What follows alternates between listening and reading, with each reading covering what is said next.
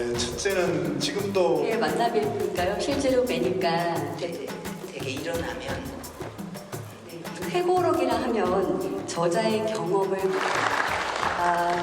네, 오늘 저희 이렇게 나눈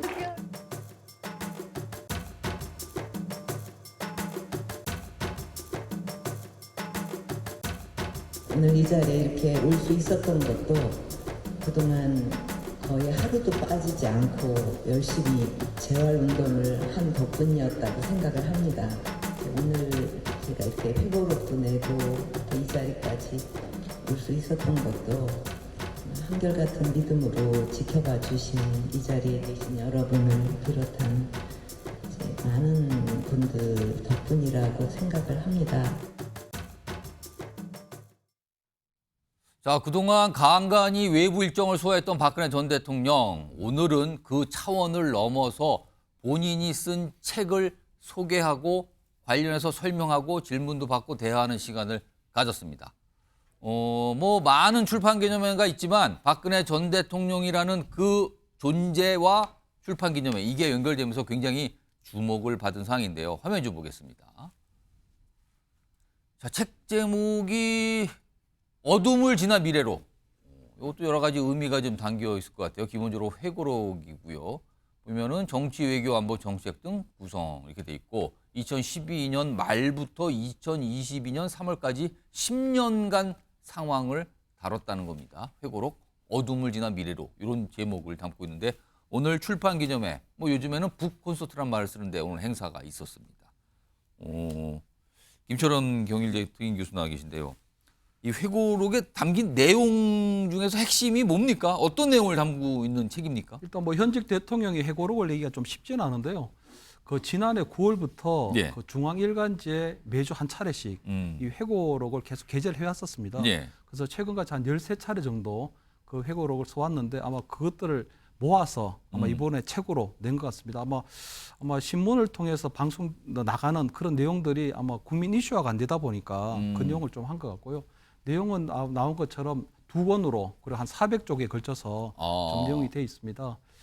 특히 2012년 그때 이명박 정부 마지막에 지지율이 굉장히 낮을 때 그때 이제 뭐 홍준표 당대표가 사퇴하고 그다음 디도스 사태로 굉장히 어려움을 겪을 때 예. 본인이 이제 비대위원장을 맡아서 이제 뭐 이 19대 총선을 승리를 이끄는 것부터 그다음에 이제 최순실 사태 이후로 벌어진 국정농단 사태에 대한 솔직한 그런 소외나 억울함을 많이 보이고 있거든요. 그래서 그 내용을 보면 어떤 최순실 사태가 벌어졌을 때 그냥 예. 내용이 파악되지 않은 상태에서 그냥 청와대 참모말만 믿고 그냥 사과했다는 거. 예. 그 이후에도 한 3차례 정도 사과를 했던 부분이 본인에게 너무 실책이었다는 부분, 그리고 본인이 절대로 사익을 취한 적은 없다 하는 이런 어떤 굉장히 억울함을 많이 호소하고 있는 부분이거든요. 그래서 또 한편으로는 본인의 어떤 수감 생활 시절 동안에 허리 통증이 굉장히 심했는데 예. 의사가 없어서 결국은 국어 대사전을 몇 개 모아서 그 허리 통증을 했다는 그런 조금 어떻게 보면 조금 애잔한 그런 이야기들도 좀 담겨져 있습니다. 그래서 본인이 어떤 회고록의 마지막은 보면 예. 과거에 있는 대로 묻자고 해서 더 이상 어떤 현실 정치에 개입한다거나 또는 친박이라는 이름으로 정치 세력화하는 부분은 극도로 좀 경계하는 부분이 있고요. 본인이 이때까지 살아왔던 것처럼 예. 그냥 국가와 국민을 위해서 남은 삶을 조금 살겠다. 그리고 더 나은 대한민국을 위해서 본인이 전직 대통령으로 할 수 있는 부분이 있으면 조금이라도 돕겠다는 그런 마음으로 이 내용들이 좀 정리되어 있습니다. 그렇다면은 10년간의 기간을 다뤘는데 그 사이에 굉장히 영광스러웠던 순간, 그러나 시간이 지나서 굉장히 문제가 발생했던 때, 그리고 모든 것이 지나가서 뭔가 정리를 하고 회한처럼 남은 시기에 대한 돌아봄, 뭐 이런 것들이 담긴 책이라고 좀 알려진 상황인데요. 오늘 북 콘서트, 이 출판 기념회에서 다른 얘기를 좀 한 게 있습니다. 그 영상도 좀 불러오겠습니다. 대통령을 지냈던 사람으로서 어쨌든 아쉬웠던 일에 대해서는 또 그냥 아쉬운 대로 또 이거는 좀 잘한 결정이다 생각한 건 또 그대로 이렇게 써서 그 밝힘으로써 이게 미래 세대한테도 교훈이 될 수 있었으면 그런 생각으로 이제 집필을 결심하게 된 겁니다. 많은 분들께 받은 이 큰 사랑을 이제 어떻게 해서든지 갚으려고 했는데 탄핵으로 또 중단이 되고 또 보답을 제대로 못해서 참 안타깝고 죄송할 뿐입니다. 자, 일단 오늘 이 북콘서트와 관련해서 야권에서는 약간 비판적인 입장이 나와요. 뭡니까 지금? 왜 그런가 하면 특히 화면 좀 보겠습니다. 이렇게 화환이 굉장히 많이 왔는데 일단 화환을 보세요. 이름이. 대통령 윤석열 제일 큰 화환이 있고요. 그리고 옆으로 갑니다. 한동훈 비대위원장, 그다음에 장동혁 사무총장 등등등 여권의 이제 주요 인사들이 화환을 보낸 겁니다. 이걸 관련해서 야권에서는 지금 저런 화환을 보낸 때냐 뭐 약간 이런 취지를 삼아서 약간 비판적인 입장도 나오는데 정기남 주순대 개헌 교수 나오셨는데요. 여권 주요 인사들이 일단 화환을 보냈어요. 근데 그 인사들 가운데 거의 대상자가 없는데 초청 대상자가 없어요. 아예 그분들은. 그러면은 많은 분들이 화환을 보냈지만 여권 인사들을 북콘서트에 초청하지 않았다. 이건 무슨 상황일까요, 그러면? 정치적 오해를 최소화하려는 어떤 사전 기획으로 봐야 될 것 같습니다. 실제로 박근혜 전 대통령을 한마디로 표현하면 역대 대통령 중에 예. 물론 뭐 살아있는 대통령이 그렇게 많지는 않습니다만 역대 대통령 중에 윤석열 정부에서 가장 예우를 받고 있는 전직 대통령으로 우리가 얘기할 수 있을 것 같습니다. 가장 예우를 지금 현재 받고 있는 그렇지 않습니까? 상태다. 실제로 작년에도 두세 차례 이상을 만났죠. 계기 때마다 만났죠. 이번에도 72회째 뭐 생일을 맞이해서 윤석열 대통령이 축하 전화도 하고 예. 또 한동훈 비대위원장은 축하남까지 보냈다고 그래요. 예. 역대 이렇게 윤석열 정부에서 예우받은 전직 대통령이 있는지는 잘 모르겠습니다. 거기에 대해서 오늘 박근혜 전 대통령이 북 콘서트를 가졌습니다만 예. 저는 전직 대통령으로서 정말 아쉬움과 또 이후에 우리 또 후세대에게 교훈이 될 수 있는 일들을 담담하게 담아내는 회고록 얼마든지 저술할 수 있다고 생각합니다. 예. 하지만 북 콘서트라는 형식으로 이것을 이벤트화한 것은 뭔가 이 정치적으로 예. 충분히 오해받을 수 있는 소지가 크다. 특히나 더 지금 윤석열 정부는 TK라든지 60대 고령층에서 국정운영 지지도가 사실은 부정평가가 긍정평가를 앞서는 수준입니다. 예. 그래서 결국은 이 역대 정권 그 누구보다도 대통령보다도 예우를 받고 있는 박근혜 전 대통령이 예. 저는 윤석열 대통령을 중심으로 이 정부에게 정치적으로 화답하고 있는 거다. 결국 보수 지지층과 TK를 중심으로 한 여당 지지층을 결집하는데 예. 나름대로 역할하고 하는 것으로서 그 답을 하고 있는 것으로 저는 보여집니다. 그러면 저런 행사를 대구에서 열었다는 자체가 현 정부나 여당에게 힘을 줄 수 있는 상황이다. 이렇게 보시는 겁니까? 가장 단기적으로는 그동안 10여 년 동안 본인을 측근으로서 역할했던 예. 유영하 변호사의 출마에 직접적인 도움을 주는 효과가 있고요. 두 번째는 더 나아가서 예. TK를 중심으로 보수층이 결집하는데 박근혜 전 대통령의 영향력과 상징성을 예. 최대한 활용할 수밖에 없는 그런 궁여지책의 상황에 몰려 있는 것이 현 정부의 상황으로 보여집니다. 사실은 한동훈 비대위원장도 그렇고요. 윤석열 대통령도 그렇고 이 국정농단 사건 사실은 수사에 참여했던 검사로서 당시에 참여했었잖아요. 근데 오늘은 시간이 많이 흘러서 그때 처벌을 받고 다 죄값을 치르고 나오고 사면까지 됐던 전직 대통령의 어떤 행사에 축하의 화환을 보낸 상황. 사실 따지고 보면 긴 시간은 아니었거든요. 근데 많은 변화가 그동안 있었던 게 오늘 실감나게 보입니다. 김영주 전 민주당 의원께는요. 오늘 화면에 지나가는데 그 단상에 올라간 인물이 몇 분 되지 않아요. 그 화면 좀 다시 한번 좀 불러볼까요? 박근혜 전 대통령이 마이크를 잡고 뭔가 설명을 하고요. 오늘 화면에 단상에 올라간 화면 좀 보여주세요. 지금 보시면 여기 보면 단상에 몇 자리 되지가 않습니다. 근데 그 옆에서 특히 보면 유영하 변호사가 좀 모습이 보이거든요. 그래서 일각에서는 이런 얘기가 나오는데 오늘 사실 이 행사가 좀 유영하 변호사는 이 여당으로 출마를 하는 상황이잖아요. 지금 본인이 신청을 했기 때문에 유영하 변호사의 출마를 측면 지원하는 게 사실상의 목적 아니냐 이런 시각이 존재하거든요. 이거 어떻게 좀 보셨습니까? 뭐 그렇게 봐도 무방할 것 같습니다. 실제로 보면은 이제 최근에도 뭐 서울에서 방송에 출연하기 위해서 올라왔던 유영하 변호사하고 인사를 나눈 적도 있었는데요. 그다음에 실제적으로 유일하게 박근혜 전 대통령께서 많은 그동안에 연을 맺었던 정치인들과는 예. 과거의 일은 과거의 일로 덮자. 그걸 가지고 현재까지 나와서 박근혜라는 이름의 영향력을 가지고 국민의힘에서 그 공천 받거나 공천에 활용할 생각을 하지 말라. 그렇게 말씀을 여러 차례 해오시는 것 같고요. 본인도 실제 그런 것 같습니다. 이제 그렇지만 유일하게 끝까지 옥중에서 소통을 했고 그야말로 어떤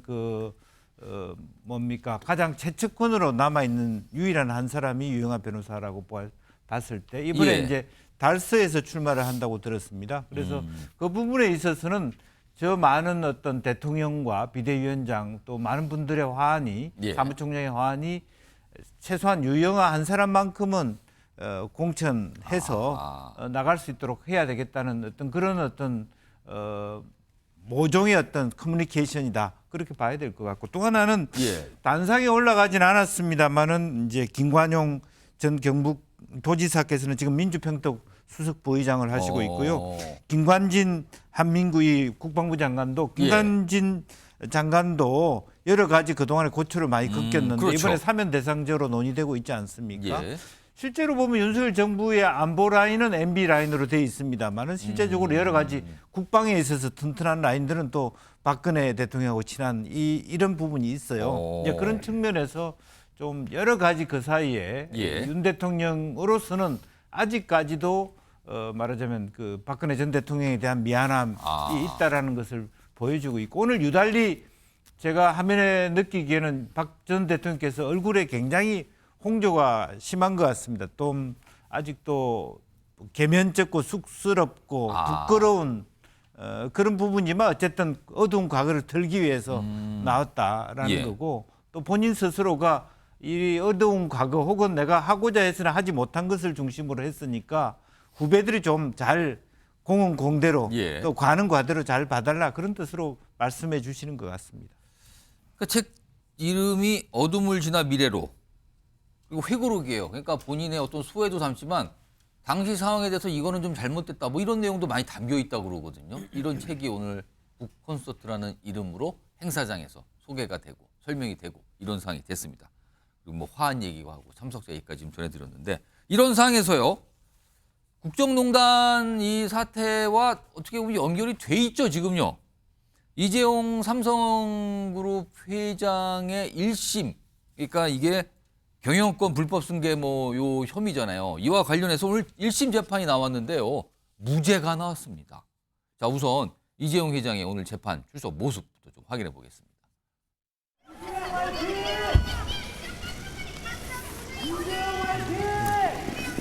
5개월 만에 1심 선고입니다. 임하신의 심경 어떠십니까? 주주들에게 손해 끼칠 줄 몰랐다고 하셨는데 그 입장 아직도 유효하신가요? 불법 승계 논란 피하려고 삼성 바이오로직스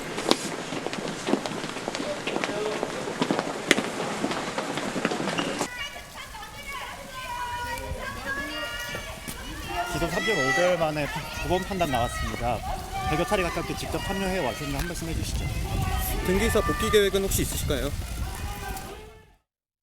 많은 질문이 있었습니다만 답변은 하나도 나오지 않은 상황이었군요. 좀 화면 내용 좀 보겠습니다. 오늘 재판에 대해 설명한 내용인데요. 제일모직 삼성물산 합병 불법 배임 인정 안 돼. 그러니까 이게 승계와 관련된 이 문제였었는데 불법 배임 인정 안 된다. 그래서 오늘 1심 무죄가 선고됐어요. 다음 하나 더 보죠. 재판부의 설명입니다. 합병이 승계나 지배력 강화가 유일한 목적이 아니라 부당하다고 볼 수가 없다. 주주에게 손해 끼쳤다고 인정할 만한 증거가 없다. 볼 수 없다. 증거 없다. 따라서 1심에서 무죄가 나왔습니다.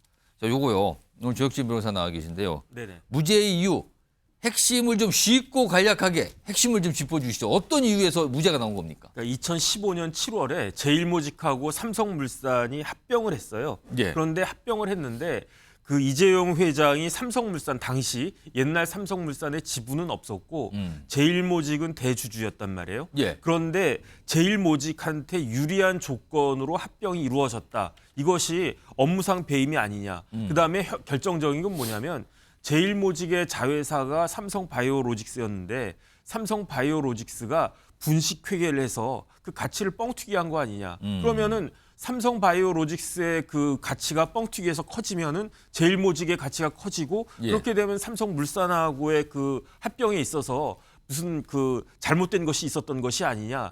이런 의심을 받고 2018년 12월부터 합병이 일어난 지 한 3년 반쯤 뒤에부터 수사가 시작이 됐는데요. 예. 근데 사실은 이 수사 과정 중에서 어떤 일이 있었냐면 2020년 6월 26일에 예. 대검찰청에서 수사심의위원회가 있었어요. 예. 그런데 수사심의위원회 결과는 뭐였냐면은 이거는 사건이 안 되니까 불기소해라. 그다음에 수사를 중단해라. 이렇게 권고가 됐었는데 그럼에도 불구하고 검찰이 2020년 9월 1일 그러니까 수사심의위원회가 끝난 7월, 8월, 9월 한 2달여 만에 예. 기소를 갖다가 해서 그런 다음에 한 3년 5개월 넘게 시간 끌다가 이제 1심이 나온 거네요. 이번에 1심이 나온 거예요. 이번에 1심이 나왔는데 제가 아직 판결문은 보지 못했는데 그 언론에 나온 것들을 요약해 보면은 예. 실질적으로 이재용 회장한테 합병이 유리한 측면이 있었다. 이거는 인정을 갖다 법원에서 했는데 그런데 이재용 회장의 지배력 강화만이 그 합병의 목적이 아니었다. 다시 말해서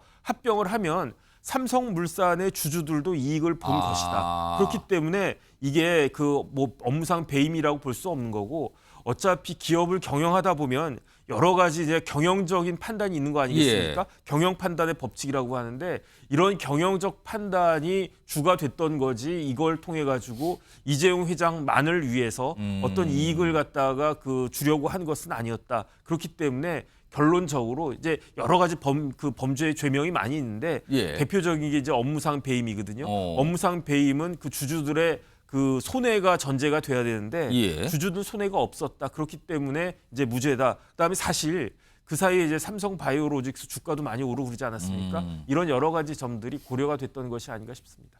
그런데요, 이번 1심 판결이 주목을 받는 또 다른 이유는 이 사건, 이 사안을 수사했던 검사들입니다. 지금 이복현 현 금융감독원장이 당시 수사를 이끌었고요. 그리고 현재 한동훈 국민의힘 비상대책위원장은 서울중앙지검 3차장, 그러니까 수사 지휘 라인에 있었어요. 그리고 윤석열 대통령은 서울중앙지검장, 역시 수사 지휘 라인에 있었다. 이렇게 된 겁니다. 역시 변호사. 그럼 이거 어떻게 되는 겁니까? 무죄가 나왔는데. 그러니까 검사장은 대통령 됐고요. 차장은 여당의 대표가 됐고요. 그다음에 실질적으로 담당했던 지휘했던 수사를 했던 검사는 특수부장은 금융감독원장이 됐어요. 이게 무슨 사항이 된 겁니까? 역사상 이런 일은 없었을 거고 앞으로도 없을 것 같은데 그런데 뭐 어찌 됐든지 간에 검사는 검사인 거고 그 판결은 그 판사가 하는 거니까 그러니까 중요한 것은 여기에 이제 검찰에서 항소를 할지 여부가 사실은 그 주목할 만하지 않을까 저는 그런 생각이 들고요. 제 개인적인 생각으로는 이렇게 소모적으로 재판을 하는 것보다 그냥 예. 유죄가 나오면 그냥 대충 여기서 끝내고 대통령이 사면 복권하는 게 어떨까라는 게 제 개인적인 생각이었는데 아예 무죄가 나와 아예 버렸으니까 1심이 이제 무죄란 말이에요, 지금요. 네네. 검찰이 이제 고민을 해야 되지 않을까 하는 생각이 듭니다. 그러니까 이게 수사를 어떻게 한 거냐는 질문이 나오게 되잖아요, 그러면은. 그렇죠. 무리한 수사가 아니었느냐. 더군다나 제가 조금 전에도 말씀드렸지만 기소하기 2달 전에 대검에 그것도 다른 뭐 중앙지검도 아니고 예. 대검의 수사심의위원회에서 이거는 불기소하고 수사도 중단해라 이렇게 권고가 나왔었는데 예. 그럼에도 불구하고 이게 이제 딱 수사가 이제 시작이 됐던 거죠. 그러니까 결국은 이게 뭐냐면은 2020년 9월 1일에 기소를 갖다 한 거니까 그때 이제 국정농단 사건은 거의 다 마무리되고 야. 문재인 대통령 그 정권 하에서 문정권 하에서 검찰이 이제 기소를 갖다 한 건데 결국은 이러한 부분들에 대한 비판이 있을 수 있을 것 같고 그런데 여든 야든 여기에 대해서 특별히 서로 할 말이 없는 측면도 있지 않을까. 지난번 그 양승태 대법원장 케이스하고 굉장히 유사한 측면이 많은 것 같다. 굉장히 좀 겹쳐 보이죠? 네, 저는 그런 생각이 듭니다. 이재용 회장의 경우는 사실 국정농단 이 사건 관련해서도 뭐 조사도 받고 재판 관련 있는데 요번 건 요거는 그 이후에 진행이 돼서 기소가 이루어져서 재판이 갔는데 1심에서 무죄가 나왔습니다. 오늘 좀 주목을 받은 사안 중에 하나가 됐습니다. 자, 다음 주제는 민주당, 특히 이재명 대표가 오늘 뭔가 결정을 했어요. 그동안 이걸 가지고 어떻게 해야 되는가 민주당이 이러지도 저러지도 못하는 상황인데 결정을 했습니다. 그 내용으로 가보겠습니다. 자, 결국에는 선거제 관련해서 그동안 선택을 못했지만 결국 위성정당을 만들자는 걸로 선택을 한 겁니다. 기존의 제도를 그대로 유지하게 되면 위성정당이 또 나올 것이다라는 게 모두의 얘기였는데 결국 이 길로 오늘 가는 선택을 했습니다. 오늘 이재명 대표의 어떤 설명이 있었는데요. 이 장소가 광주입니다. 여기서 뭔가를 설명했는데 첫 번째 내용 들어보겠습니다. 과거로의 회기가 아닌 준연동제 안에서 승리의 길을 찾겠습니다. 안타깝지만 여당의 이 위성정당을 막을 방법은 전혀 없습니다. 위성정당 반칙에 대응하면서 연동제 취지를 살리는 통합형 비례정당을 추진하겠습니다. 민주개혁 세력의 맏형으로서 주도적으로 그 책임을 이행하겠습니다. 자, 일단 준연동제 이거 유지한다. 여기서 뭔가 해보겠다. 그리고 이거 여당 탓이다. 또 한 가지는 통합 비례 정당이라는 표현을 썼거든요. 어렵습니다. 쉽게 말씀드리면 그냥 위성 정당입니다. 이거 만들겠다고 얘기한 겁니다. 자, 그런데 과거 이재명 대표는 위성 정당을 만드는 거에서 굉장히 비판적인 입장을 내놨어요. 그리고 막아야 한다고도 했습니다. 그런데 오늘 그걸 번복한 셈이 됐거든요. 화면 좀 보겠습니다. 그래서 오늘 사과를 많이 합니다. 여기 보면 반칙이 가능하도록 불완전한 입법을 한 거 사과드립니다. 약속드린 위성정당 금지 입법 하지 못한 점 사과드립니다. 또 보겠습니다. 결국 준위성정당을 창당하게 된 점 깊이 사과드립니다. 그리고 더해서 죄송합니다까지 붙였습니다. 4번의 고개를 숙인 거예요. 3번의 사과, 1번의 죄송, 4번의 고개 숙임이 오늘 있었습니다. 자, 그럼 그 모습 영상으로 확인해 보겠습니다. 반칙이 가능하도록 불완전한 입법을 한 것에 대해서 사과드립니다. 약속드렸던 위성정당 금지 입법을 하지 못한 점을 사과드립니다. 위성정당에 준하는 준위성정당을 창당하게 된 점을 깊이 사과드립니다. 죄송합니다. 그리고 고맙습니다.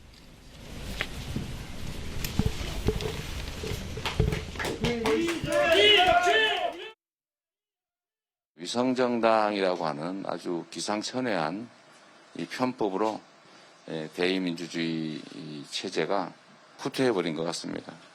위성정당을 불가능하게 만드는 조치들도 필요하지 않겠냐는 생각을 합니다.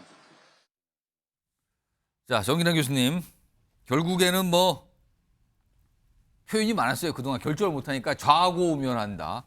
그리고 안절부절한다. 왜 결정을 못하냐 이랬는데 시간이 걸렸지만 결국에는 지금 제도 유지하면서 위성정당을 만들겠다고 선언을 한 거예요. 이럴 걸 왜 시간을 이렇게 오래 끈 겁니까, 그럼?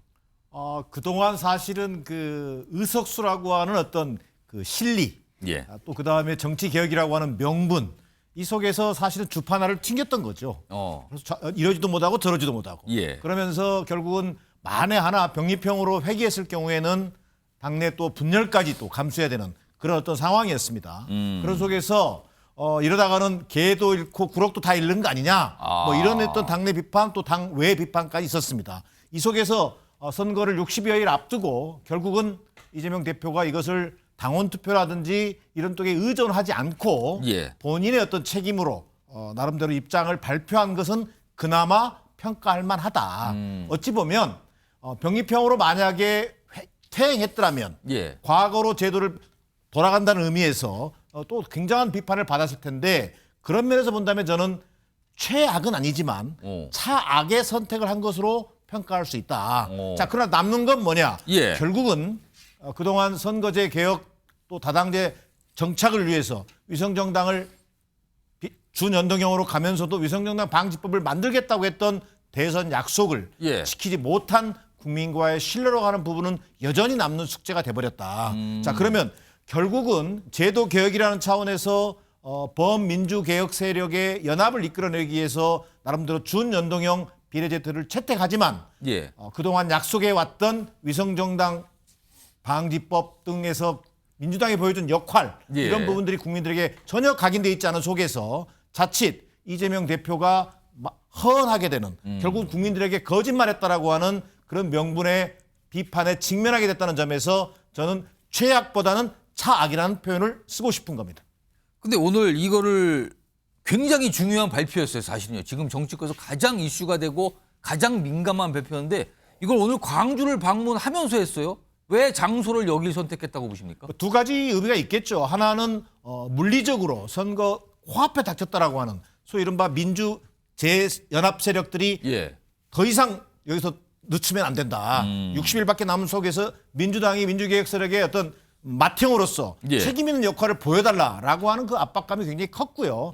두 번째는 정치개혁의 어떤 상징이라고 할 수 있는 또 호남이라고 하는 민주당의 어떤 텃밭이라고 할 수 있는데 거기서 정치개혁의 어떤 주장에 대해서 본인이 과거로 돌아가지 않고 나름대로 아쉽지만 차선이지만 준연동형을 채택했다라고 하는 것을 좀 상징화시키기 위해서 광주 지역 현장 최고위원을 통해서 발표한 것으로 보여집니다.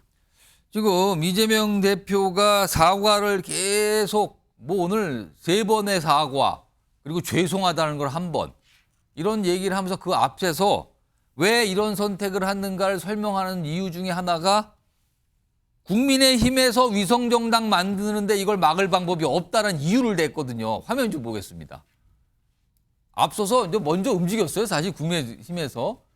그러니까 여당의 위성정당은 창당 발기인 데까지 했는데 명칭을 국민의 미래로 이미 정해놨습니다. 당명까지. 이런 상황에서 이걸 가지고 그동안 여야가 옥신각신한 상황에서 오늘 이재명 대표가 결정을 한 건데 역시 변호사. 네네.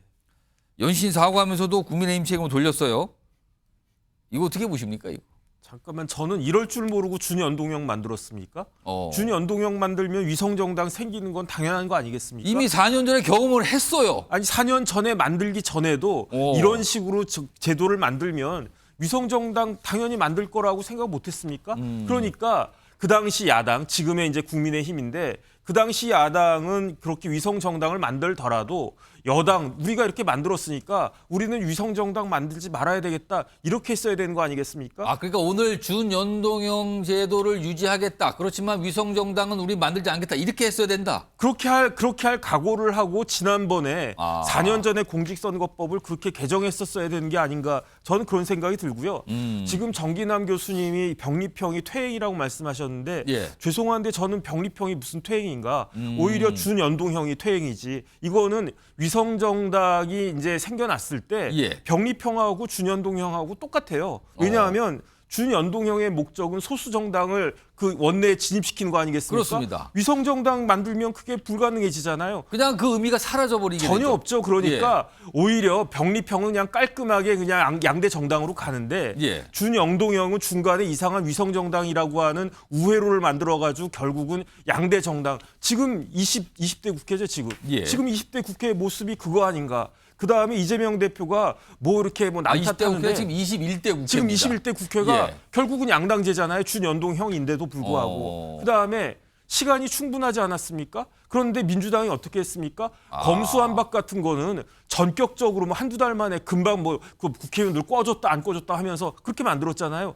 그렇게 해놓고 시간도 충분하고 제1당이고 그다음에 한번 겪어봤고 애당초 이걸 만든 게 민주당이고 모든 게 다 민주당 잘못인데 이걸 왜 어떻게 여당 탓으로 돌리는지 저는 도무지 납득이 되지가 않습니다. 일단 다수당의 당대표를 통해서 선거제도를 이걸 하겠다라고 정한 상태입니다. 다수당에서 정한 거예요. 그렇다면 이게 관철된다고 봐야 되는 상황이 됐습니다. 자, 그럼 단박에 나오는 얘기가 그렇다면은요 앞으로 이런 정당들 나오는 거 아닙니까라고 나오는 표현이 조국당, 송영길당 등등등 이런 당들 비례정당으로 잔뜩 나오는 거 아닙니까라는 얘기가 벌써 시작됐습니다. 왜 그런가 하면요 앞서서 벌써 이런 얘기를 꺼내놓으신 분들이 꽤 많이 있었습니다. 들어보겠습니다. 어제 밤에 김남국 의원하고 통화를 했습니다. 담담하다고 얘기를 해요. 우리가 다시 이들을 살려냅시다. 어떤 당인가를 만들든지 해서 이 비례당이든지 뭐든지 간에 해서 제가 반드시 김남국 의원을 다시 국회를 보내겠습니다. 돌 하나는 들겠다 이런 얘기는 답을 했는데 점점 시간이 지나다 보니까 돌 하나로는 안 되겠더라고요. 돌을 여러 개 들어야 될 것 같고 또 돌만 들어도 또 안 될 것 같다는 생각은 하고 있다. 이렇게 답을 대신하겠습니다. 이런 움직임에 대해서 지금 송영길 전 대표도 이른바 이제 옥중 창당 이게 지금 구체적으로 진행 중입니다. 지금요. 이 상태로 가고 있거든요. 김철원 교수님. 이른바 이제 비례 정당들 앞서서 뭐 정치권 아니면 출마 이런 거를 예고를 하셨는데 민주당을 통하지 않고 가겠다라는 식의 취지를 밝히신 분이 꽤 많이 있거든요.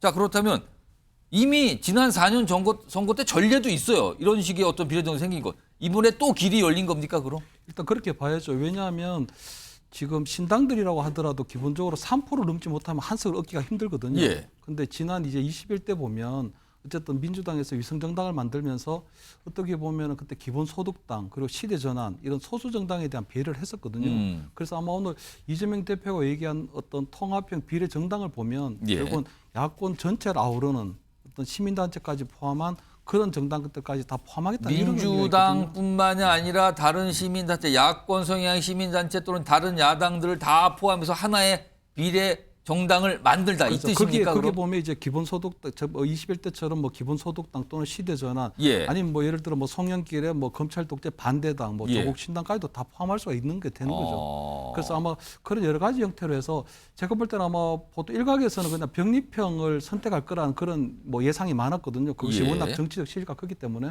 그런데도 불구하고 아마 오늘 준연동형제를 그대로 유지하는 건 아마 비례 위성정당을 만들어서 그 정책 실리를 유지하면서 전체적으로 반윤 연대하에 어떤 야권 전체를 아우르는 어떤 그런 그것을 리더하는 어떤 야당의 지도자로서 이미지도 같이 가져가려고 한 게 아닌가 그래 봅니다. 그러면 아까 이재명 대표가 말한 통합 비례정당 이 표현을 썼거든요. 거기에 예를 들어서 조국 전 장관, 송영길 전 대표 등등등등등 다 들어가서 포함이 될 수 있다. 이 뜻입니까 지금요? 이제 조국 전 장관 같은 경우는 지금 1심에서 유죄를 받았고 다음 주에나 이렇게 2심에서 유죄를 받으면 예. 실질적으로 그건 좀 불가능하다고 보고요.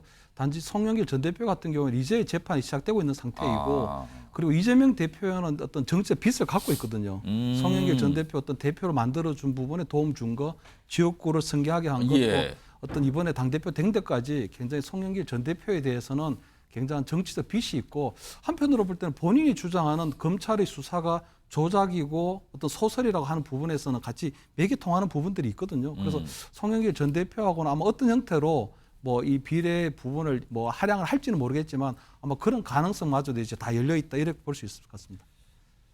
오늘 이재명 대표의 어떤 이 발표에 대해서 뭐 국민의힘 내부에서는 뭐 예상대로 반응이 좋지 않습니다. 그리고 이준석 지금 개혁신당 대표 역시 이게 뭡니까라는 반응을 좀 내놨습니다. 들어보겠습니다.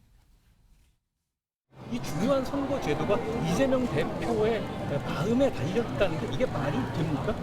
국민들이 모두 이재명 대표가 마음을 바꾸면 거기 따라야 되는 겁니까? 처음부터 이거 시작할 때부터 정의당과 야합했던 것 아닙니까? 그러다가 정의당을 뒤통수 친 건 자기들이었습니다. 모든 것이 이재명 대표의 입맛에 맞게 게리맨더링 가는 겁니까? 어제 문재인 대통령 만났죠? 거기서 얘기 듣고 바꾼 거예요? 그럼 정말 양당이 이것이 문제라 생각하면은 법을 개정했어야 되는 것이지 이재명 대표의 그런 어떤 입장 발표처럼 고심 끝에 준위성 정당 뭐 이런 거는 고심의 흔적이 보이지도 않고 저는 그냥 직무유기였다. 저는 이런 생각을 합니다. 김영주 전 의원님. 그러니까 민주당도 그렇고 특히 이제 민주당만 좁혀보면 어떤 의사결정을 하는 집단적인 기구들이 있잖아요. 뭐 가장 간단하게는 최고위원회의도 있고요. 네. 또 숫자가 많으면 의원총회라는 것도 있고요. 무슨 위원회도 많이 있고요. 그런데 지금 사실상 이거는 이재명 대표 혼자 결정한 섬이 됐어요. 당에서 정권을 준다는 결정 이후에 혼자 결정을 한 겁니다. 네. 이거 어떻게 봐야 됩니까? 사실은 당이라든지 또 지난번에 한번 그 선택했던 전당원 투표는 이재명 대표가 아마 이걸 원할 것이다. 이재명 대표가 실리형 대표이기 때문에 실제로 병립형으로 갈 것이다라고 예측해서 선거를 했을 가능성이 매우 높습니다. 예. 그런데 이제 이재명 대표의 마음은 사실은 그렇지 않아요.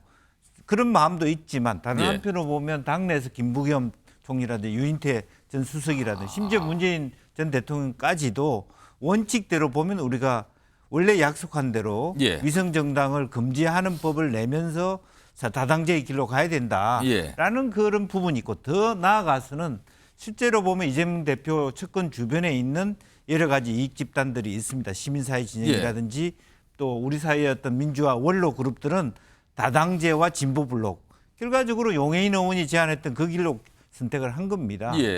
실제로 돌이켜 보면 지난 2020년에 10개 의석 정도를 민주당이 말하자면 양보를 했지만 솔직히 민주당이 손해본 의석은 2개밖에 없어요.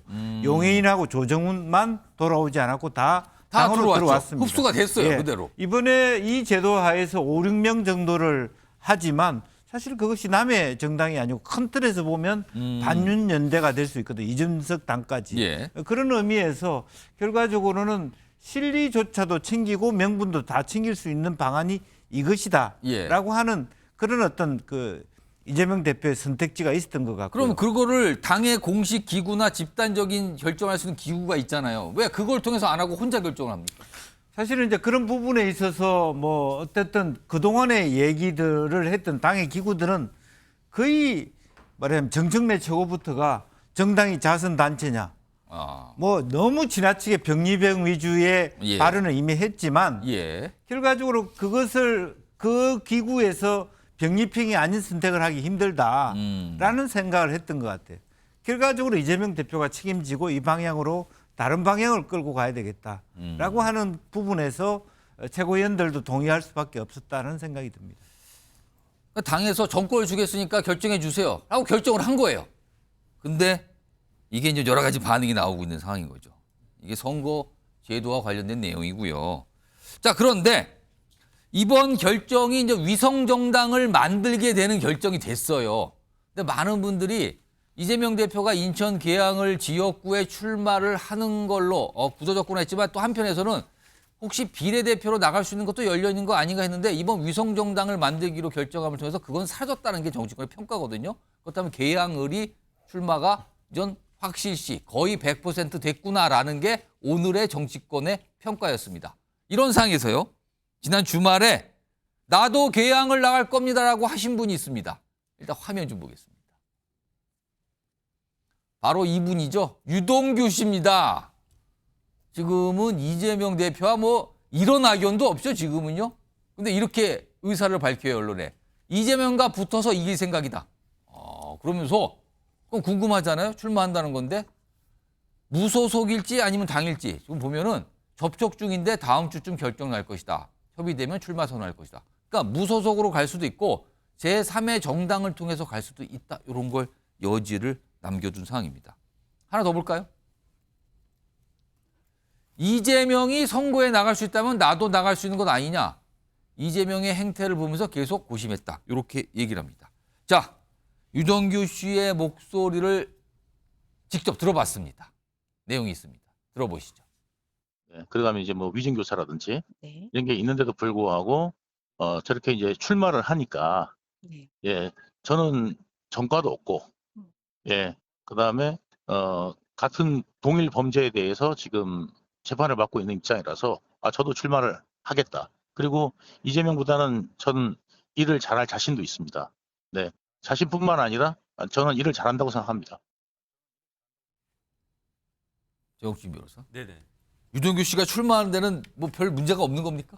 문제가 없죠. 뭐 실형이 확정되면은 문제가 될 수 있는데 지금 재판을 받고 있긴 하지만 그다음에 제가 봤을 때는 만약에 뭐 그럴 일은 거의 없겠지만 유동규 씨가 국회의원이 되면요 4년 임기 채울 것 같아요. 잠깐만 전제가 그럴 것 같지는 않지만 된다면 임기 채울 것 같다? 왜냐하면 재판이 대법원까지 가는데 4년 넘어갈 것 같거든요. 지금 받는 재판이 그렇게 빨리 끝날 게 아니다? 네네. 그러니까 그런데 이제 제가 봤을 때 흥미로운 거는 결국은 제 개인적인 판단이지만 유동규 출마는 이재명 대표한테는 구두 속에 운동화 속에 들어있는 돌멩이 같은 존재가 될 것 같아요. 그러면 이게 신으면 어떻게 되는 겁니까? 그러니까 계속 불편하고 뻑뻑하고 기분 나쁘고 그런 상태로 아마 선거에 임할 수밖에 없는 게 그러면 약간 치명적이지는 않다는 뜻도 되는 겁니까? 치명적이지는 않을 수도 있는데 그거는 뭐 더 지켜봐야 될 것 같고 왜냐하면 유동규 후보는 만약에 이제 후보가 되지 않겠습니까?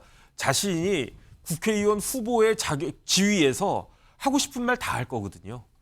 그런데 뭐 내가 이렇게 하겠습니다, 저렇게 하겠습니다, 그 이야기 하겠습니까? 이재명 대표가 옛날 성남시장 할 때, 경기도지사 할 때 이것도 했고 저것도 했고 저것도 했고, 그 다음에 그 선거 사무실도 그 부근에 할 거 아니겠습니까? 뭐 지금 뭐 이 사무실을 얻었다는 얘기도 나오고 있어요 지금요. 뭐 이게 맞는 건지는 모르겠는데. 그런데 제 생각에는 만약에 얻는다라고 하면 이재명 대표가 얻은 사무실 근처에다가 떡하니 얻지 않을까. 근처에다가. 저는 저 같으면 그렇게 할 것 같고요. 그다음에 제일 결정적인 거는 이게 TV 토론까지 가게 되면 그러면은 뭐 총선이니까 TV 토론이요? 그 지역 내에서 후보들끼리 그 TV 토론 하잖아요. 뭐 예컨대 뭐 중구면 중구, 무슨 구, 무슨 구, 종로구면 종로구, 거기 나온 후보들끼리 할 텐데 일반적인 경우에야 자기 지역에 나와 있는 국회의원 후보자들 무슨 이야기 해도 뭐 그런 거 찾아보겠습니까? 하지만 원희룡, 유동규 그리고 이재명 이 후보가 하는 TV 토론은 이게 개항을 선거가 아니고 전국적인 선거가 되지 않을까. 그다음에 만약에 거기서 뭐 유동규 후보가 뭐 이상한 거 뻥뻥 터뜨리면 그게 개항에만 영향을 미치겠습니까? 제가 봤을 때는 선거 전체가 민주당 전체에다가도 특히 뭐 수도권이나 뭐 충청권이나 이런 데다가 영향을 미칠 수도 있을 것 같기 때문에 그러니까 당락을 떠나서 유동규의 출마는 이재명 대표에게 굉장히 거북할 것이다. 저는 그런 생각이 듭니다. 그래서 신발 속에 돌과 같이 되지 않을까라고 비유를 해주셨어요. 다음 화면에 유동규 씨가 조금 더 설명한 내용들이 있는데 정리를 좀 더 해봤습니다. 이런 내용이에요. 재판받는 이재명도 나가는데 못 나갈 이유가 없습니다. 나는 전과도 없고 이재명 대표보다 받는 재판도 적다. 내가 더 시간 많다 이 뜻 같네요 지금요. 그리고 이재명보다 더 잘할 자신 있고 더 잘한다고 생각한다. 여기 보면 인천 계양을 주소 이전을 완료했다네요. 설 연휴 직후 기자회견 예고. 김용주 전 의원님. 정말로 만약에 출마가 돼서 선거운동이 돼요. TV 토론을 하게 될 수도 있다면 이거 이재명 대표가 거부하는 상황이 벌어지는 겁니까 그럼? 뭐 여러 가지 이제 그런 뭐 룰 미팅부터 참 당의 대표께서 그런 것까지 신경을 써야 되는 몇 프로 이하 후보는 TV 토론에 추천한다 안 한다까지 토론을 그런 봐야 규칙까지 되는. 또 봐야겠죠. 봐야 그러면. 되는. 그래서 가급적이면 유동규 씨하고는 같이 안 하려고 하는. 아무래도 그러겠죠. 그런 부분이 있을 수 있죠. 뭐 유동규 씨가 지지율이 얼마나 나올 수 있을지는 모르겠습니다만 원희룡이나 이런 분들이 나오면 두 사람들이 굉장히 초박빙이라서 물론 뭐 어떻게 실제 차이가 날지는 모르겠습니다만은 유동규 씨의 지지율이 그렇게 높지는 않을 걸로 보여지고 또 뭐 그런 가능성도 반반 정도라고 보여집니다. 어쨌든 그럼에도 불구하고 유동규 씨가 만약에 TV 토론을 못한 승사 안 된다 하더라도 출마할 수 있는 거 아닙니까? 무소속으로. 그래서 시당을 돌아다니고 곳곳에 마이크 들고 돌아다니면서 말하자면 뭐 김밥 문제부터 샌드위치 문제부터 곳곳에 지금 그 법카 얘기를 하시는 뭐 겁니까? 그런 것까지 다 이제 뭐 김혜경 여사도 막 법카 관련해서 이제 뭐 결국에는 또 기소가 될 수도 있는 기소된다라는 얘기가 그런 것들을 좀 하나하나 있었죠. 꼬집어가면서 이야기를 하면 상당히 그 참 그 당락에 뭐 영향을 끼치지 않더라도 신기가 편안한 마음으로 선거운동을 하기는 어려울 것 같고 그리고 계약을 해서 이재명 대표가 신경을 쓰는 그 강도는 만약 아직은 모르겠습니다만 지금 구도라면 원희룡 전 장관에 쓰는 신경의 정도와 유동규 씨에 쓰는 신경의 정도가 어떨 것 같습니까? 사실은 유동규 씨한테 신경을 쓰는 건 아니지만 유동규 씨의 그런 발언이 결과적으로 원희룡 장관의 플러스 요인으로 갈 거라고 봅니다. 사표 심리로 보면 결과적으로 그게 신경이 쓰이겠죠. 유동규 씨가 당선될 거라고 신경 쓰이는 게 아니고 또 유동규 씨 말이 불편함이지만 그게 당락의 좌우가 된다고 보지는 않아요. 다만 그럼에도 불구하고 최근에 어떤 여론조사 추이도 만만치 않기 때문에 저기 신경이 쓰고 또 본인은 그 과정에도 선거운동 과정에도 재판 출석을 해야 되지 않겠습니까? 그렇습니다. 그날 재판하러 간 날 계속 유동규 씨는 오늘 재판하고 있는 사람이 어떻게 지역구 국회의원이 될 수 있냐고 막 말할 텐데. 그래서 아까 유동규 불편하지 씨가 않겠습니까? 자기는 재판 가는 날도 적다 더. 그러니까요. 저런 부분에 있어서 실제적으로 뭐 지금으로는 아직까지는 국민의힘 후보들이 뭐 10% 이상의 상당한 차이를 보이고 있습니다만은 나머지 후보들이 어떻게 민심을 돌릴지는 제가 선거를 해보니까 15일 동안 민심이 두세 번도 바뀌더라고요. 그건 장담할 수 없기 때문에 저기 당 대표가 개항을 떠나지 못할 정도의 어려움을 초래할 가능성도 있다 그렇게 보여집니다. 김철현 교수님, 네. 이건 진짜 가정인데요. 이런 일이 있을지 없을지는 모르겠습니다만 가정을 좀 강하게 해보겠습니다. 만약에 원희룡 전 장관과 유동규 씨가 각각 개항에 출마했는데 두 후보가 돼서 두 인물이 손을 잡는다면 이건 무슨 일이 벌어지는 겁니까? 일단 손을 잡을 가능성보다는 예. 그 어떻게 보면 유동규 씨가 출마를 하게 되면 예. 결국은 그 국민의힘 후보의 표를 갈라먹게 되는 꼴이거든요. 국민의힘 후보의 표를 그러니까 나눠 먹는 그렇죠. 국민의힘 후보에게 할 그러니까 이재명 후보에 반대하는 반대표 원래 국민의힘 후보에게 다 쏠려야 되는데 그러니까 유동규 씨가 가져올 표는 이재명 대표 쪽의 표가 아니라 국민의힘 후보 쪽의 표를 가져오는 상황이 된다. 그렇죠. 그 표를 갈라먹기 때문에 결국은 마지막에 와서 만약에 유동규 씨 같은 경우에는 이재명 후보를 떨어뜨리는 데 목적이 있는 거거든요. 예. 그래서 결국은 본인이 계속적으로 이 선거를 계속 하다 보면 결국 국민의힘 후보에게 갈 표를 본인이 가져가는 꼴밖에 안 되니 제가 볼 때 아마 유동규 씨 전략은 아마 후보 등록은 하고 아마 계속적으로 선거운동을 하면서 이재명 후보의 여러 가지 약점들을 계속 들춰내는 그런 선거운동을 하다가요. 마지막에 보면 아마 그 투표지에 인쇄가 자기 될 이름이 때. 인쇄되기 직전에 인쇄가 되기 직전에 제가 볼 때는 사퇴를 하거나 그럼 완주를 하지 않을 가능성이 있다는 그렇죠. 뜻입니까? 왜냐하면 유동규 씨 같은 경우에는 어쨌든 지금 이재명 대표에게는 굉장히 조금 이 별로 안 좋은 사람이지만 저분도 어차피 대장동 어떤 부패 공범이거든요. 형사 피의자입니다. 그렇기 때문에 사실은 이재명 대표가 출마하지 않는다면 저런 분 같은 경우는 출마를 감히 생각할 수 없는 건데 예. 어떻게 보면 이재명 대표 때문에 어떤 민주주의의 가장 중요한 선거 자체를 예. 조금 희화화시키는 부분도 있는 거거든요. 그렇기 때문에 저는 유동규 씨 같은 경우에는 뭐 마지막까지 어떤 완주를 한다는 의미보다는 어느 정도까지 이재명 후보를 최대한 괴롭힐 만큼 괴롭히다가 투표지에 본인이 이름세되기 전에 그걸 사퇴해버리면 결국 국민의힘 후보든 아니면 뭐 좀 더 유리한 후보에게 표를 몰아주는 쪽으로 선택을 하지 않을까 이렇게 보입니다. 괴롭히기 위해 출마하는 거다는 표시. 정 기자님 듣게 짧게. 유동규 씨가 만약에 출마를 하게 되고 진짜 후보가 돼서 막 뛴다면 이거 완주하겠습니까?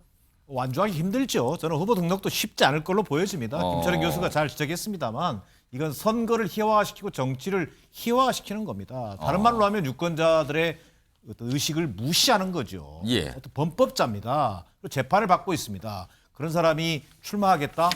그리고 이재명과 함께 한판 뜨겠다. 예. 저는 이런 돈키호테적 발상 때문에 결국 유권자들로부터 제대로 심판받기 어렵다고 생각하고요. 더 나아가서 재밌는 얘기는요. 저는 유동규의 이런 돈키호테적 성향 네. 이것 때문에 성남시장 시절 유동규 씨에 대해서 많은 사람들이 이재명 전 시장에게 가까이 하지 말 것을 권고한 것으로 알고 있습니다.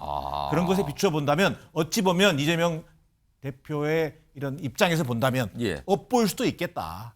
이런 생각도 해보게 되고요. 어쨌든 저는 국민의힘이 됐든 또는 무소속이 됐든 어찌 보면 현실화되기 어려운 그런 주장을 지금 유동규 씨는 하고 있는 것이고요. 이걸 통해서 본인에 대한 국민적 관심을 끌려고 하는 그런 저는 관종 스타일에서 비춰지는 저는 행보로 보여집니다. 그러면 정혁진 변호사가 아까 좀 비유하셨는데 신발 속에 돌 이렇게 좀 약간 좀 굉장히 신경 쓰이고 어떻게 하기가 난감한 이런 상황은 올 것 같습니까? 저는 그렇게까지는 보지 않고요. 오히려 유동규 씨가 후보로 출마를 하든 예. 또 원희룡 후보랑 같이 뭐 단일화를 하든 예. 지금 현재 판세나 지형을 감안할 때 당락에 영향을 줄 만큼 그런 변수가 되지는 않는다고 보여집니다. 또 실제로 지금 재판 과정이 거의 지상 중계되고 있기 때문에 예. 상당 부분은 이미 재판을 통해서 그동안 알려졌던 얘기들이 다 노출된 상황에서 더 이상의 사법 리스크를 더 재탕하는 그런 수준의 어떤 그 효과를 가져오기는 어렵지 않겠나라고 하는 것이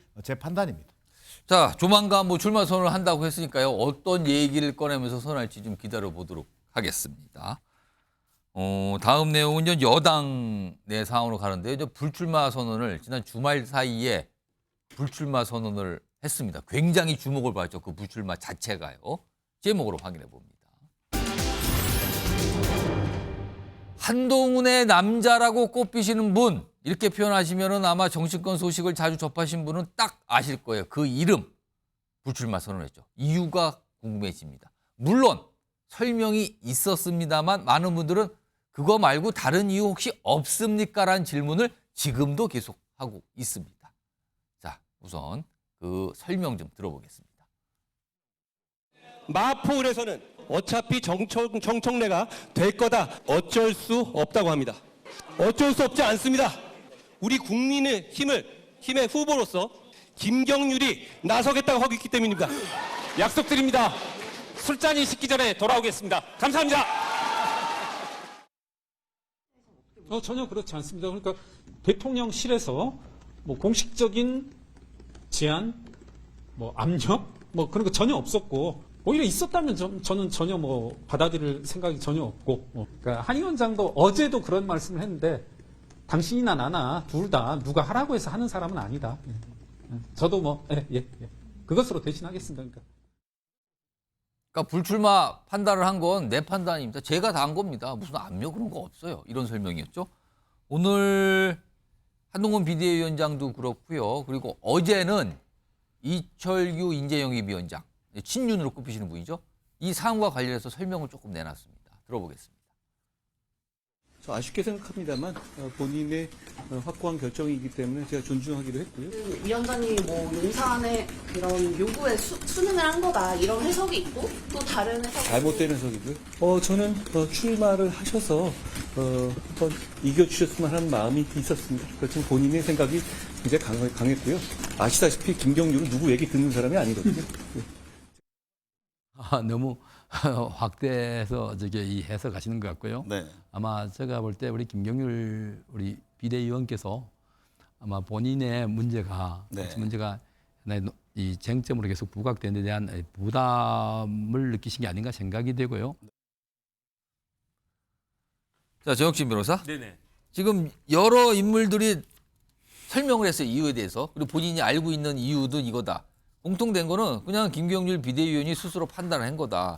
뭔가 부담을 주지 않기 위해서, 당의 승리를 위해서 스스로 판단해서 저렇게 한 거다라고 설명을 합니다. 네네. 그럼에도 불구하고 오늘 국회에서 기자들은 한동훈 비대위원장과 당 지도부와 김경률 비대위원에게 끊임없이 질문을 합니다. 이거 혹시 어디서 압력 받으신 거 아닙니까? 혹시 당정 관계 이런 거 최근 사항 의식해서 그런 거 아닙니까? 라고 물어보고 있습니다. 이거 어떻게 보십니까? 김경률 회계사가 쓴 책이 있어요. 그 책 제목이 노빠꾸 인생이거든요. 노빠꾸 인생이요? 네네. 그런 책이 있어요. 그런 책을 김경률 회계사가 썼는데 그 책 제목대로 김경률 씨는 누구 말 듣고 뭐 이래라 저래라 한 말 듣고 그런 스타일이 아닌 것 같아요. 대표적인 게 김경률 회계사가 1998년에 회계사 시험 붙은 다음에 붙자마자 들어간 데가 어디냐? 참여연대 들어갔거든요. 그래서 참여연대에 공동집행위원장까지 했었는데 21년 하다가 2019년에 그만뒀어요. 왜 그만뒀냐면 그때 조국 사태가 있었는데 참여연대에서 거의 대부분의 사람들이 조국 전 장관을 그렇게 감싸고 있는데 거의 혼자 비판하다시피 했거든요. 그래서 심지어 참여연대에서 어떤 일이 있었냐면 그 공동집행위원장이었음에도 불구하고 김경률 회계사를 그 징계까지 하려고 징계 회부했거든요. 그러니까 난 여기 더 이상 있지 못하겠다. 그러면서 참여연대를 나온 사람이에요. 그러니까 뭐 누구 눈치 보고 뭐 누구 말 듣고 그럴 거는 같지 않고 그다음에 제가 이제 김경률 회계사 이제 인터뷰 같은 거 몇 군데 이렇게 쭉 있더라고요. 봤더니 정치가 자기한테 안 맞는데요. 그러니까 본인이 옛날 이야기이긴 하지만 나한테는 정치 세포 자체가 없다. 그렇게 이야기를 갖다가 했었는데 그럼에도 불구하고 이번에 마포을에서 출마하겠다라고 한 것은 굉장히 이례적이었다라고 판단이 되는데 막상 출마해보고 자기 하고 싶은 대로 말 이런 말 저런 말 하니까 역풍이 엄청나게 세지 않았습니까? 그러니까 저는 이제 공천 신청 그 국민의힘에 대한 공천 신청을 거의 막바지에 두고 다시 한번 생각을 해봤더니 역시 나는 그 정치하고 안 맞는다. 안 맞는다. 그러니까 나는 여기서 그만둬야 되겠다. 그 다음에 사실은 승산도 별로 없었다라고 보여지잖아요.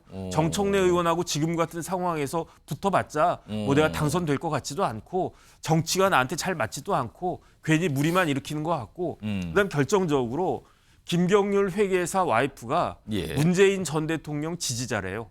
지금도 지지하는지는 모르겠는데 어쨌든 뭐 그 집에서도 뭐 우리 남편 정치하는 거 바라지 않는다 이런 부인들 많잖아요. 그런 걸 떠나가지고 조금 더 강한 그러한 뭐 부정적인 그 내부적인 사정도 있었던 것이 아닌가 그런 생각이 들어서 그래서 결국은 본인 판단으로 이제 출마하는 것을 접고 그냥 본인이 잘 아는 비대위원 같은 그런 역할에 집중하겠다라고 판단한 거 아닌가 싶습니다.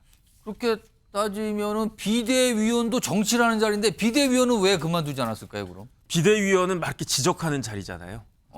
평론하는 자리잖아요.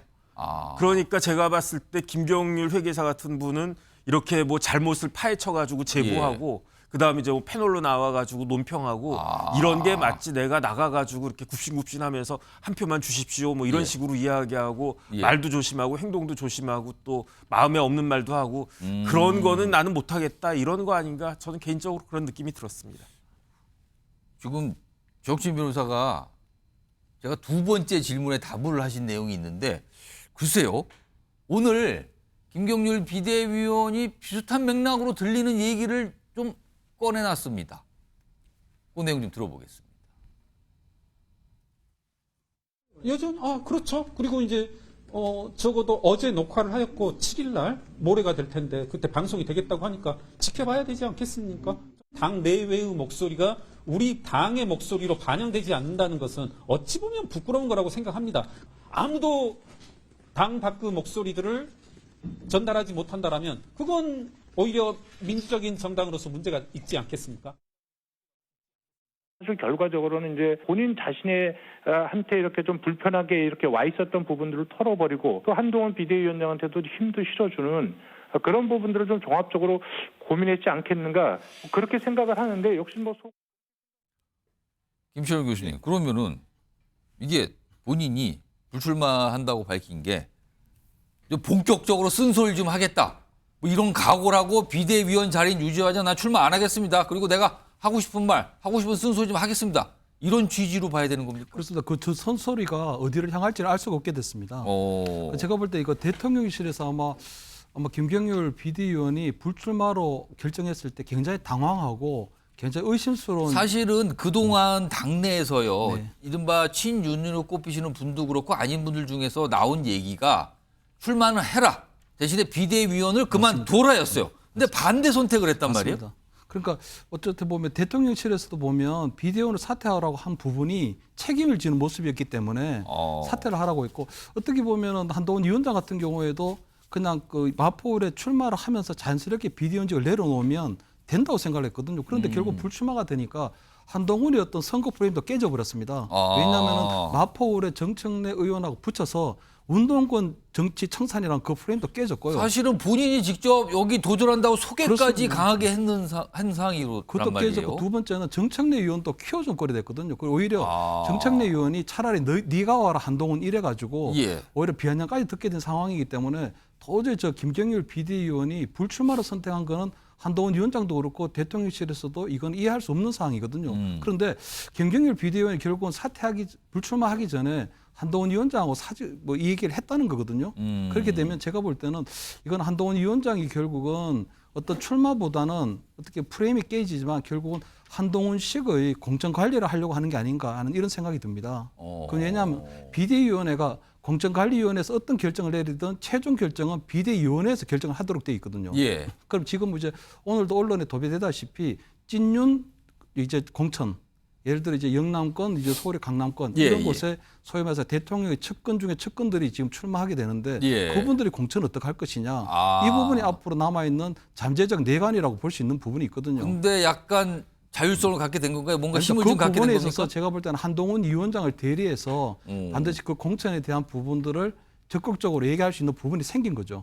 그렇기 때문에 지금 아마 여러 가지 뭐 본인은 이제 몸이 가벼워진 게 여러 가지 이제 한동훈 위원장이 손을 들어주면서 사천 논란이 계속되고 있어서 어떤 공천 논란에 대한 그런 부분도 좀 덜고 두 번째는 비대위원으로 와서 야당의 저격수 역할도 지금 시작했기 때문에 한동훈 위원장으로 볼 때는 굉장히 그런 부분들을 높게 평가하지만 한편으로 볼 때는 결국은 마지막에 공천에 대한 부분이 제일 중요하다고 보면 그 찐용 공천으로 비춰질 수 있고 공천 쇄신에 또는 현역 물갈이에 실패했다는 그 부분들에 대해서는 결국은 김경률 비대위원에게 모종의 역할을 맡기려고 한 게 아닌가 이렇게 좀 전망이 됩니다.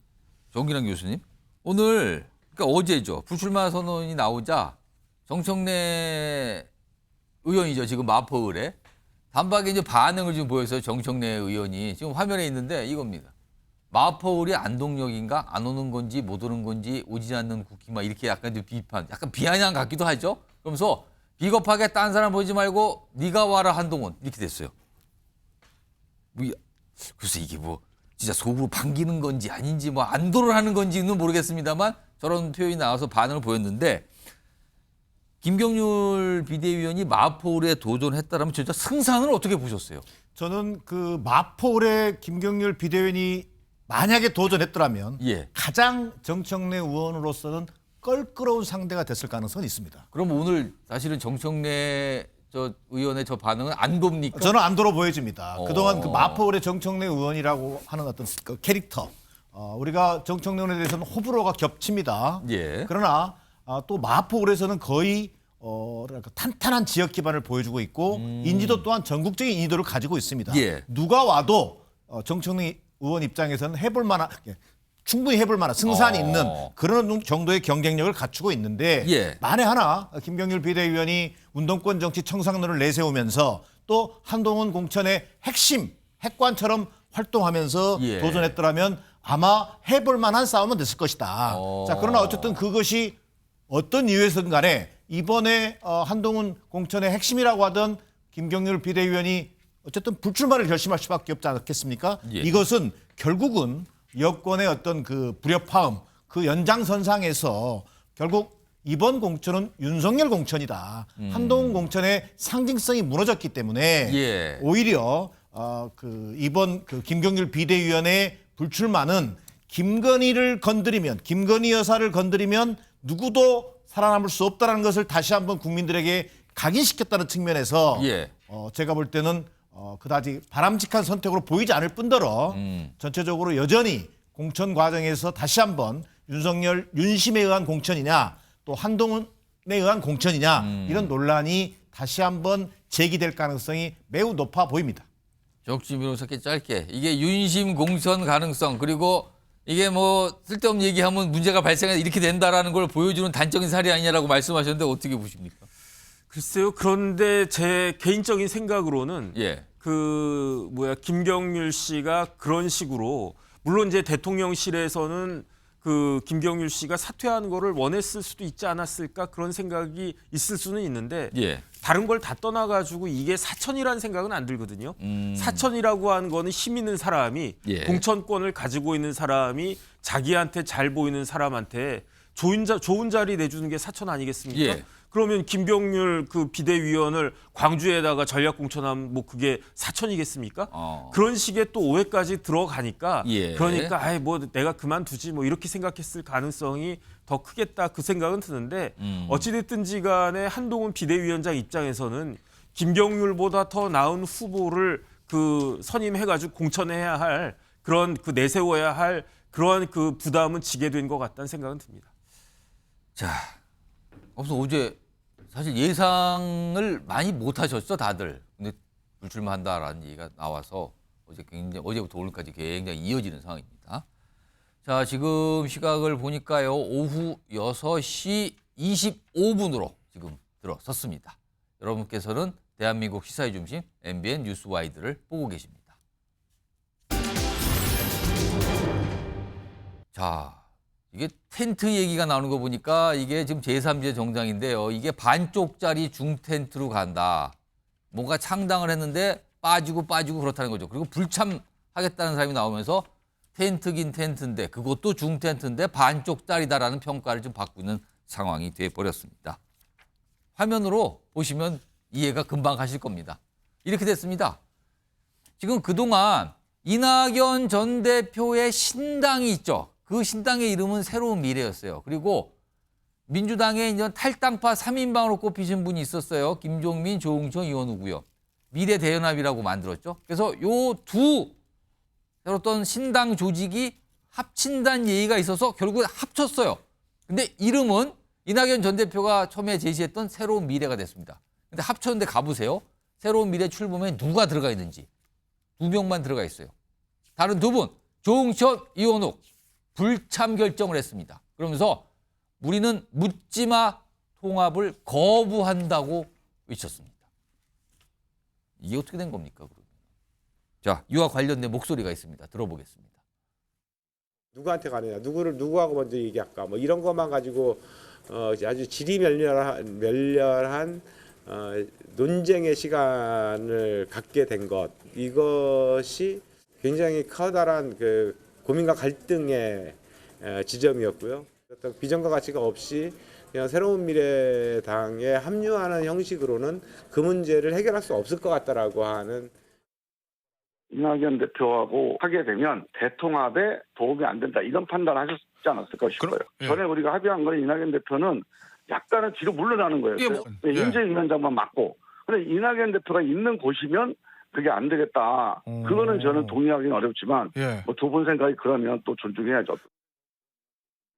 5분 다 함께 하시냐, 이원욱 의원, 조응천 오시냐, 저도 온다고 답변 드렸습니다. 두 분이 오셔가지고 갑작스럽게 우리는 참여하지 않겠다, 불참 통보를 하시고 제2의 윤영찬 사태다, 이렇게 저희는 당혹스럽게 이 상황을 받아들입니다.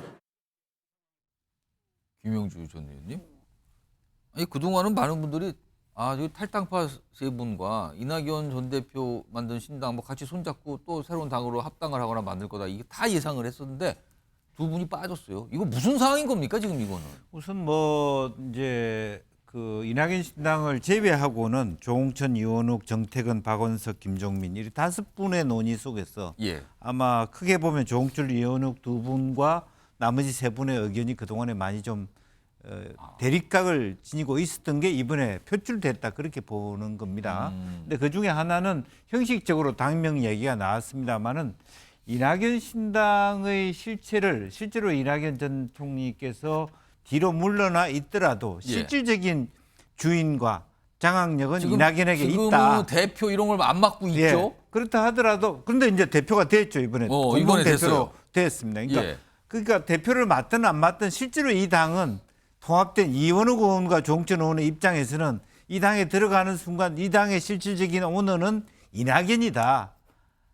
그런 부분에 대한 문제의식들이 좀 셌던 것 같고요. 또 하나는 사소하게 보입니다만은 개혁미래당이라고 하는 것을 개미당 이렇게 표현했는데 이준석 대표도 좀 비판한 적이 있었습니다만은 또 민주당 안에 강성 지지자들은 개미친당 이런 식으로 또 비아냥거렸단 말이에요. 그거를 이낙연 새로운 미래 쪽의 지지자들은 결코 그 당으로 당명을 하는 것은 결사 반대다. 즉 실제로 새로운 미래가 아니라 개혁 미래당으로의 통합된 당명을 갖고자 했던 조홍천, 이원욱 의원의 입장들이 좀 묻히게 된 거죠.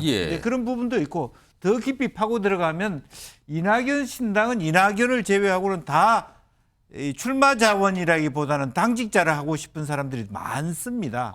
그게 부담이 돼요, 이낙연 대표에게도. 또 이석현과 뭐 최성 이런 분들이 전체적으로 보면 개혁신당의 이미지를 갖고 있지 못하다는 고민도 저는 없지 않아 있었을 것인데 실질적인 것은 그럼에도 불구하고 큰 틀의 빅텐트를 위해서는 이 작은 차이들을 스스로 극복해 가야 된다고 봅니다. 그런데 개혁 미래당이라는 이름을 안 하더라도 또 한 번 더 합쳐서 그 이름을 할 수도 있는 거 아닙니까? 이준석 당하고도.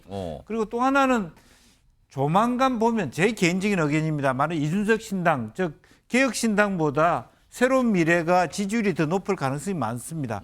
이제 이번 주 다음 주 지나가면 양당이 공천 파동에 들어갔을 때 실제로 보면 저쪽은 유승민 의원이 탈당하지 않음으로써 이 탈당 도미노가 브레이크가 걸린 상태고 이쪽은 머지않아 그런 말하자면 친노 친문 간의 갈등이라든지 또 그런 것들이 비명계의 갈등 속에서 있을 수 있거든요.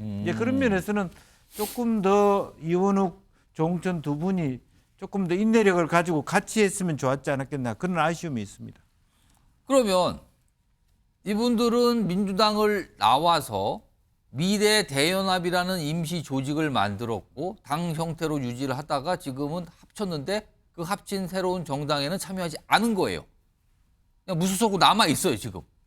자, 그럼 이분들은 과연 앞으로 어디를 가서 무엇을 할 것인가, 이런 질문이 나오는데 이와 관련해서 살짝 전망을 하신 분이 있습니다. 들어보겠습니다. 그 5분 사이에 의견 통일이 안 됐다고 그래요. 두 분은 우리가 이준석 신당 쪽과의 통합을 먼저 염두에 둬야 되는 거다, 이렇게 말씀을 하고 있었다고 그러고, 이원욱, 조홍천 두 분은 그런 예, 뜻이죠. 예, 예. 또 다른 두 분은 아니다. 우리가 야당에서 나왔으니까 일단 야당 측인 이낙연 신당과 하는 게 먼저 하고 나중에 전체적인 대통합을 이루면 되는 거 아니냐 이런 식으로. 정기란 교수님, 그러면은 이원욱, 조홍천 두 의원은 이준석 개혁신당 대표 그쪽으로 갈 가능성이 지금 열리는 겁니까? 그럼 현재는 지금? 배제할 수 없는 상황으로 보여집니다. 통합의 방식과 경로를 놓고 예. 이견을 노출한 건데요. 제가 볼 때는 지금 중텐트 구축 과정에서 어쨌든 이탈했지 않습니까? 예. 근데 조응천, 이원욱 의원 같은 경우는 이 두 가지 경로를 고민할 걸로 보여지는데 첫 번째는 이준석 대표가 이끄는 개혁신당에 합류하는 방안. 두 번째는 지금 현재 남아있는 한 세력이 있습니다. 소위 금태섭 전 의원을 중심한 새로운 선택이 유일하게 남아 있습니다. 그러네요. 지금 남아 있네요. 거기가. 새로운 선택과 함께하는 방법.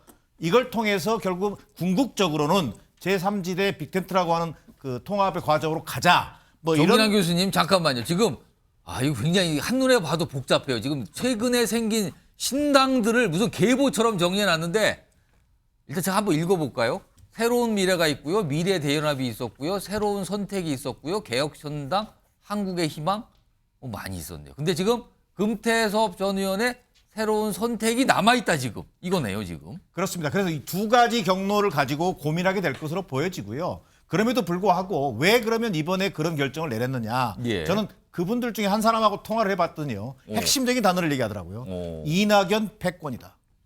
그 무슨 얘기냐면 패권이요? 이게 패권이라는 표현을 썼는데요. 그게 무슨 의미냐면 이준석 개혁신당과의 제3지대 통합이라고 하는 과정을 목표로 한다고 했을 때 예. 결국 이낙연 신당의 이미지 또 이낙연 신당에 있어서 이낙연의 패권이 관철되는 한 결국 제3지대 통합도 어렵지 않겠냐라고 하는 그분들의 판단이 이번에 불참의 결정적인 이유였던 것으로 보여집니다.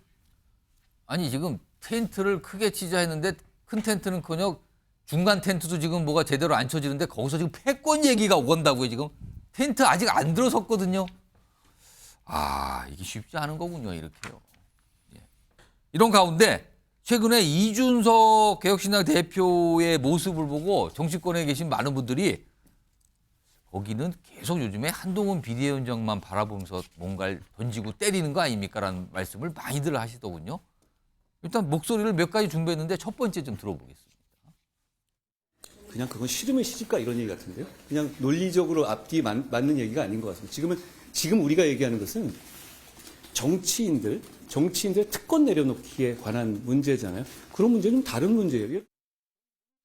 저희 연령대 대부분의 사람들은 싫으면 시집가라는 말이 무슨 말인지 잘 모릅니다. 대중적인 언어는 아니라는 생각이 들고요. 예. 저보다 젊은 사람들도 그런 용어를 잘 이해하지 못하겠죠. 돈을 깎아야 된다 이런 거 얘기하는 거는 그냥 반정치 정서거든요. 대통령과 법무부 장관 같은 경우가 먼저 3,400만 원 받으면서 한번 일해보면 어떻겠느냐. 한동훈 위원장이 거기에 대해 가지고 그거랑 같냐 이런 식으로 나왔는데요. 저는 갑자기 싫으면 시집가 이걸 가지고 좀 약간 언쟁을 비셨는데 이게 있는데 또 있습니다 지금. 들어보겠습니다. 목련이 피는 봄이 오면 김포는 서울이 될 수 있을 겁니다.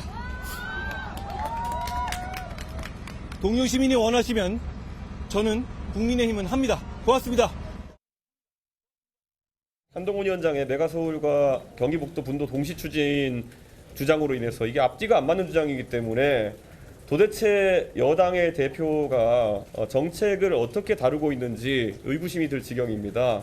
서울 시민에 대한 주민투표 실시 의사가 없다면 이번 메가서울, 경기북도 분도 동시 추진 발상은 그저 가는 동네마다 그 지역에서 듣고 싶어하는 말만 해주는 팔도 사나이식 정치의 또 다른 사례일 뿐입니다. 그러니까 어떤 표현에 대해서도 한동훈 비대위원장에 대해서 뭐라고 얘기를 하고 있고요. 어떤 정책 내용에 대해서 그것도 비판하면서 얘기하고 있어요. 다음도 하나 더 보겠습니다. 그러니까 메가서울, 그다음에 경기북도 동시 추진 이거를 이렇게 묘사를 했네요. 뜨거운 아이스 아메리카노, 둥근 사각형과 같은 모순이다. 이게 또 비유를 들어가면서 하니까 무슨 뜻인지는 알겠는데 김철현 교수님. 이준석 대표가 한동훈 비대위원장 쪽을 많이 바라보면서 뭔가 비판의 화살을 계속 날리고 있다고 느끼십니까? 네. 그 지금 일단 그 한동훈 위원장이 얘기하는 그 싫으면 시집 가라는 건요. 예. 정말 상당히 귀찮다는 거거든요.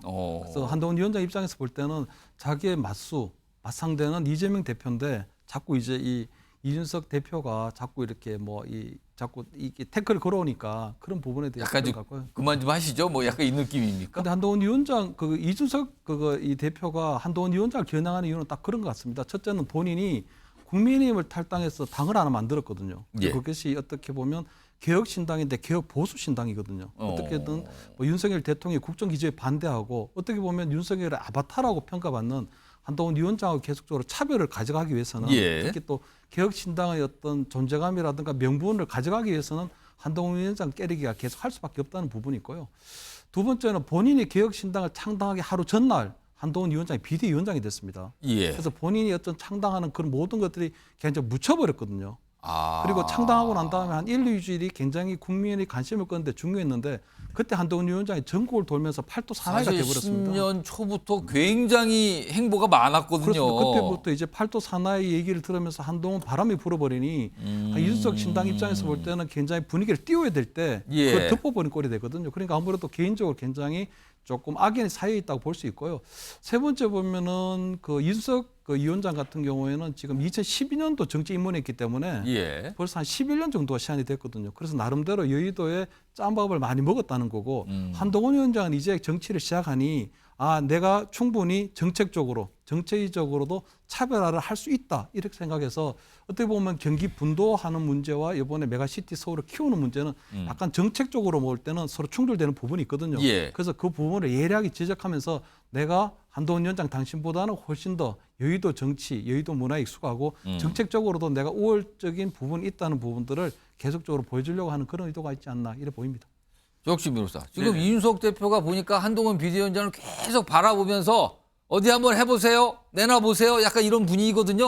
근데 사실 한동훈 위원장 요번에 김포 가서 뭐 이 목련꽃이 피면은 봄이 온다. 이거 사실 또 비판 좀 받고 있거든요. 일각에서는. 아니 그럼 당장 봄인데 이게 된다는 말입니까? 그냥 던지는 겁니까? 이런 반응도 있는 상황에서 이거 한동훈 비대위원장이 계속 선거까지 어떤 정책도 내놓고 할 수 있는데 그 와중에 실수가 발생하면 이준석 대표는 그걸 낚아채서 바로 또 비판하고 이런 상황이 반복되는 겁니까, 그럼? 근데 그런 걸 다 떠나가지고요. 저는 어떤 느낌이 드냐면 예. 대부분의 사람들은 다 잊으셨겠지만 이준석 대표가 하는 말은 뭐냐면 저 자리가 내 자리인데. 지금 그 말이 저 뒤에 행간에 숨어 있는 겁니까? 저는 그런 느낌이 들어요. 김기현 대표만 제끼면은 사실은 이준석 대표 자리가 저기 국민의힘 여당 대표 자리 아니었겠습니까? 그러니까 저 자리가 내 자리인데 그런 그 아쉬움이나 그런 것들이 지금 저런 식으로 자꾸 거의 뭐 스토커 수준 아닌가 저는 지금 그런 생각이 내가 드는데. 별일 없이 갔으면 내가 지금 총선을 끌고 가고 지휘하는 건데 이겁니까? 그렇죠. 여기서 네가 왜 이 자리를 갖고 앉아 있어? 이런 식의 표현이 아닌가 저는 그런 생각이 드는데 예. 그런데 거기에 대해서 한동훈 비대위원장은 한마디로 끝냈잖아요. 싫으면 시집가라고. 이게 우리 때는 싫으면 시집가라는 말 많이 했었거든요. 그 이야기는 뭐냐면은 이준석 대표가 아무리 뭐라고 그래도 난 귀찮다. 나는 대응하지 않겠다. 예. 야, 네가 뭐라고 하든지 간에 나는 그냥 내 갈 테니까 뭐 당신은 뭐 계속 하든 말든 알아서 해라. 이런 식의 반응이니까 그러니까 사실은 듣는 이준석 대표 입장에서는 굉장히 불쾌했을 것이다. 그게 첫 번째고요. 그다음에 두 번째는 지금 이준석 대표가 가는 곳에 사람들이 그렇게 많이 몰리나? 저는 그 생각 들거든요. 그런데 한동훈 비대위원장 가는 데는 뭐 구리, 김포 이런데 거의 뭐 굉장히 팬덤 비슷한 그렇습니다. 열광적인 사람들 몰려 있지 않습니까? 이제 그런 것도 또 이제 이준석 대표한테는 굉장히 이렇게 편치 않을 것 같다. 저는 그런 생각이 드는데 뭐 언제까지 저렇게 할지는 잘 모르겠고요. 그다음에 한동훈 비대위원장이라고 뭐 실수 안 하겠습니까? 예. 그러니까 또 앞으로 남은 60여일 동안에 어떤 일이 벌어질지 지켜봐야 되는 거 아닌가 싶습니다. 그리고 마지막으로 김영주 전 의원님. 이준석 대표의 마음은 뭘까요? 좀 이렇게 짐작이 되시는 어떤 지점이 좀 있습니까? 아니 이제 이준석 대표는 큰 틀에서 보면 시간이 흐르면 모두가 내 것이다 라는 이제 진지전적인 입장을 갖고 있죠. 이제 그런 거고 어쨌든 그 내가 밖에 나와 있지만 결과적으로 아까 뭐 정진 변호 말씀하셨지만 계기가 되면 시간이 흐르면 저 자리로 다시 그걸 복귀할 수 항상 있도록. 머릿속에 갖고 있다는 겁니까? 그럼 지금? 그러니까 두 개의 시장을 공동으로 관리하는 이제 그런 마인드는 있다고 보여져요. 이제 그런 부분이고요. 그러니까 대만에 가서 대만 사람들이 본토 광림을 외치잖아요. 메인랜드 차인드. 내가 지금 대만에 있지만 메인랜드 차이나도 원래 우리가 가져야 되는 수복해야 될 곳이다. 이렇게 생각하는 거예요. 대만인의 마인드예요. 이제 그런 측면인데 그럼에도 불구하고 어쨌든 길게 보는 그런 마음이 들었더라도 실제로 단기전에도 이겨야 될 거 아니에요.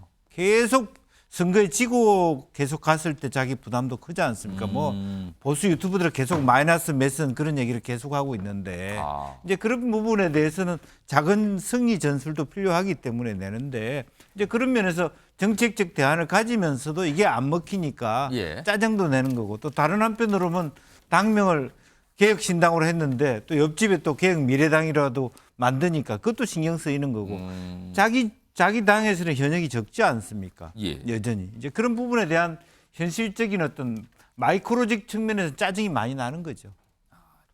짜증이 좀 섞여 있다 마음에 이런 분석까지 곁들여졌습니다. 글쎄요, 뭐 저 모습이 얼마나 갈지 계속 반복되는 건지 아니면 강도가 더 높아지는 건지 아닌 건지 좀 지켜봐야 되고요. 다음 마지막 이슈가 역시 제목으로 준비되어 있습니다. 보겠습니다. 어제입니다.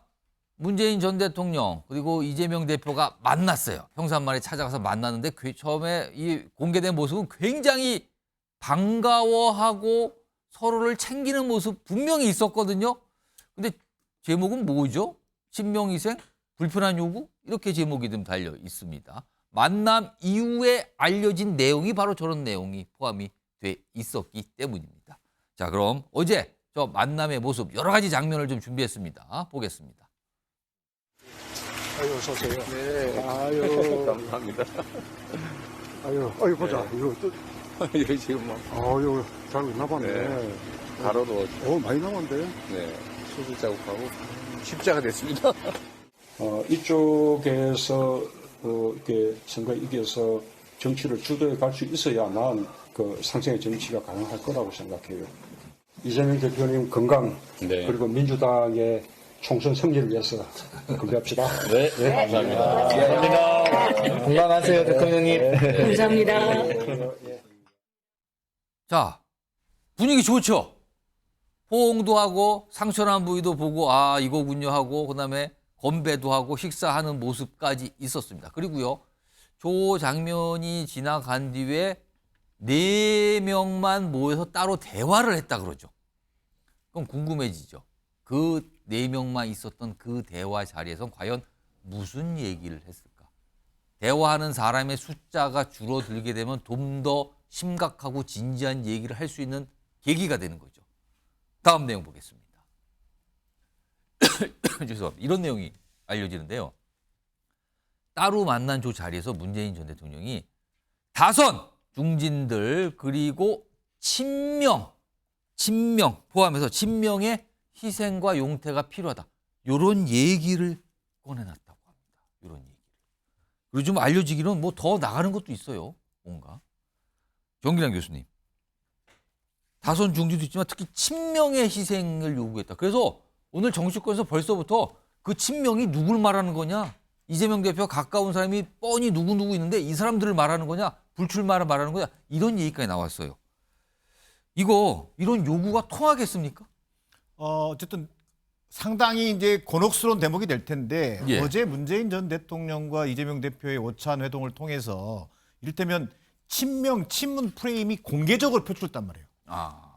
그만큼 실체가 있다는 얘기입니다. 그런 거 주의하자 했는데 그 얘기를 꺼냈단 말이에요. 꺼냈다는 것 자체가 그만큼 실체가 있다는 것이고 지금 공천 문제와 관련해서 굉장히 뇌관으로 작동할 가능성이 있다. 거기서 더 나아가서 문재인 전 대통령께서 결국 다선 중진 의원들의 용태와 더불어서 친명 측근들의 양보와 불출마를 언급했단 말이에요. 희생이란 표현을 썼다고 그러죠. 그렇습니다. 희생을 표현했다는 것은 결국 이걸 통해서 결국은 이번 공천에 있어서의 명분을 놓치면 결국은 당신이 얘기하는 이재명 대표가 얘기하는 명문정당? 그건 말로만 하는 것 아닙니까? 저는 이런 그 뼈 있는 얘기가 전달된 것으로 보여집니다. 결국은 이재명 대표가 작년에 썼던 명문정당이라는 표현을 문재인 전 대통령이 끄집어내면서까지 지금의 친명 친문 갈등이 소위 이른바 더 이상 이것이 방치되는 상태에서 진행된다면 예. 공천의 어떤 공정성, 그다음에 또 통합적 당 운영이라고 하는 것이 깨질 수 있다라고 하는 어떻게 보면 엄중한 경고를 저는 하고 있다고 보여집니다. 그러면 명문 정당이라 이름 좋습니다. 쓰십시오. 다만 대표와 가까운 친명 인사분들은 희생을 통해 성의를 좀 보이셔야 되는 거 아닙니까? 그것은 곧 불출마를 뜻하는 겁니까? 불출마 또는 뭐 공천을 하지 않는 방법이 있겠죠. 명문 정당이 되지 않으면 자칫 잘못하면 친명 친문 간의 왼수지간이 될 수도 있는 겁니다. 그거에 대한 심각성을 파악을 하고 경고를 한 셈이다 지금. 그렇습니다. 이걸 의식했을까요? 최근에 문재인 정부 당시 대통령 비서실장을 역임했던 분들 출마한다고 밝혔잖아요. 그거에 대해서 민주당 내 일각에서 엄청난 비판들, 압박이 가했어요. 특히 친명으로 꼽히신 분들이. 근데 이분들이요, 그동안은 그걸 받으면서 약간의 수세적이었는데 목소리를 냈습니다. 들어보겠습니다. 시점에 당시 윤석열 검사에게 모두가 속은 것이다. 이제 이재명 대표께서도 17년 1월 후보 당시에 대선 공약 1호가 뭐냐, 윤석열 검사 같은 사람을 검찰총장 시켜서 정부의 부패를 일수하고 싶다. 그랬던 그때 당시에 배경이 있다는 거죠. 추미애 전 장관님은 이제 그만하시리라 생각. 글쎄요, 뭐 공천을 앞두고는 항상 당내에서 내부 경쟁이 있어 왔습니다. 그 일환이라고 보고 있고요. 크게 신경 쓰지는 않습니다. 그러나 금도는 지켜야 한다 이렇게 생각을 하고 있습니다. 김영주 전 의원님, 저 전직 대통령 비서실장 두 분 어제 평산마을의 저 만남 이거 의식한 겁니까? 어떻게 된 겁니까? 분위기가 달라지게 느끼십니까 지금? 아무래도 제가 알기로는 문재인 대통령이 저런 합법을 쓰시는 분이 아닙니다. 사실은 아주 센 발언을 하신 거예요, 사실. 저 정도 작심하고. 얘기했으면은. 예. 그 전에 1월 12일이었나요? 예. 홍익표 대표가 원내대표가 찾아갔을 때 이미 그 얘기를 꺼냈죠. 당을 좀 통합적으로 좀 이렇게 다양성을 가지고 운영할 필요 있다라는 얘기를 했었습니다. 그러니까 홍익표 원내대표는 말하면 임종석 전 실장의 그 후임이라고 해도 과언이 아니잖아요. 사실은 그런 부분이 있었기 때문에 그럼에도 불구하고 1차 경고라고 볼 수 있거든요. 근데 여전히 그때부터 시작해서 임종석 실장에 대한 공개적인 비판이 계속 나왔죠. 예, 그다음에 뭐 소위 그야말로 급도 안 되는 뭐 정무부실장이 나서서 뭐 등기 쳤냐 이런 정도의 얘기를 정말로 뭐 듣도 보지 못한 너무 자존심이 상할 수 있는 정도의 당에 없으면 당대표 정무부실장 이런 사람들이 그런 식으로 과감히 얘기하는 것에 대해서 굉장히 화가 났지 않았겠나 생각이 들고요. 또 추미애 장관이 이 부를 이렇게 만든 거라고 보여집니다. 실제로 본인은 그러면 문 대통령 시절에 장관 안 했습니까?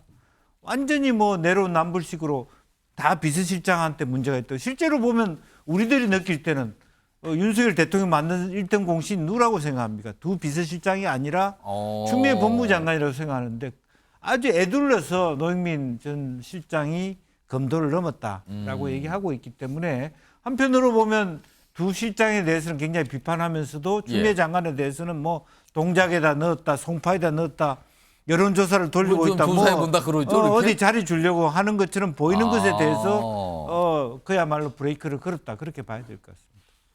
한 1분 한 30초 남았는데 김철영 교수님 이거 일단 문재인 전 대통령이 경고 통한 어떤 요구를 한 셈이 됐어요.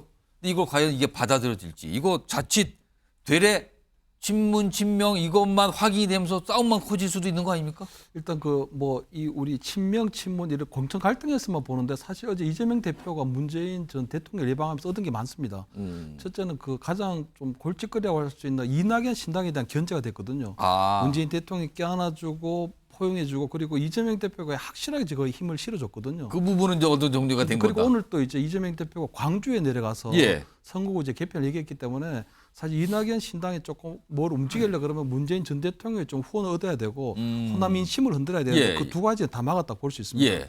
그리고 제가 볼 때 문재인 전 대통령이 21대만 해도 친문계가 사실 당의 주류였거든요. 예. 그래서 어떤 이번에 이재명 대표가 앞으로 본인의 대권 가도를 위해서 민주당의 주류가 교체되는 거, 친명이 교체되는 거는 수용을 한 것 같아요. 단지 이제 친문이라는 부분에 있어서는 공평하게 공천해달라. 그게 전번에 이재명 대표와 이해찬 전 총리를 만났을 때도 나온 이야기거든요. 공정보다 공평하게 해달라는 겁니다. 공평하게 해달라. 그건 뭐냐. 친문계를 다 죽이지 말고 그냥 어느 정도 선별적으로 구제주라는 얘기 같거든요. 예. 그렇기 때문에 아마 임종석 실장, 노영민, 추미애 전 장관이 서로 살아남기 위해서 예. 지금 악의 다툼을 하고 있는 것처럼 보입니다. 그러니까 결국은 어느 정도 그 부분에 대해서만 부분이지 제가 볼 때는 문재인 전 대통령이 어떤 당의 공천까지 직접적으로 개입하거나 논란을 더 만들 것 같아 보이지는 않아 보입니다. 일단 민주당 내에서는 어제 저 모임 비공개에서 무슨 대화를 했는지를 구체적으로 밝히진 않아요. 근데 보도가 많이 나오는데 그것도 딱히 부인도 하지 않고 있습니다. 이런 상황이 지속되고 있습니다.